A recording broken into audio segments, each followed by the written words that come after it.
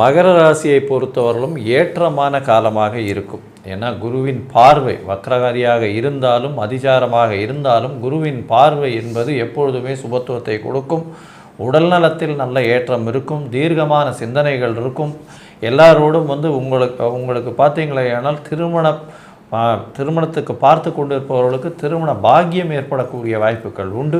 எதிர்பாலினத்தவர் மூலியமாக நல்ல ஒரு ஏற்றம் இருக்கக்கூடிய காலகட்டம். பார்ட்னர்ஷிப் தொழிலில் பெரிய வெற்றி கிடைக்கக்கூடிய வாய்ப்புகள் நிச்சயமாக இருக்கும். முயற்சிகள் எல்லாமே வெற்றி பெறக்கூடிய வாய்ப்புகள் நிச்சயமாக இருக்கும். அது தவிர பார்த்தாலேயானால் தொழிலில் அதீதமான லாபம் கிடைக்கக்கூடிய வாய்ப்புகள் நிச்சயமாக உண்டு. வக்ரகதியாய் அவர் மிதுனத்துக்கு திருப்பியும் போகும்போது பார்த்தாலேயானால் தொழிலில் பெரிய ஏற்றம் கிடைக்கக்கூடிய காலகட்டமாக அமையப்போகிறது. பணவரவிற்கு பஞ்சம் இருக்காது. பணம் வருவது அதிகமாக இருக்கக்கூடிய காலகட்டமாக அமையும். பேச்சில் நல்ல ஒரு இனிமை இருக்கக்கூடிய காலகட்டமாகவும் அமைய போகிறது. இந்த காலகட்டத்தில் பார்த்தாலேயானால் உங்களுடைய அயன போகஸ்தானம் மிகப்பெரிய ஏற்றத்தை கொடுக்கும். இந்த காலகட்டத்தில் தூக்கம் நல்லபடியாக இருக்கும். உடல் நலம் நல்லபடியாக ஏறக்கூடிய வாய்ப்புகள் உண்டு. வெளிநாடு போய் வரக்கூடிய வாய்ப்புகள் நிச்சயமாக இருக்கும்.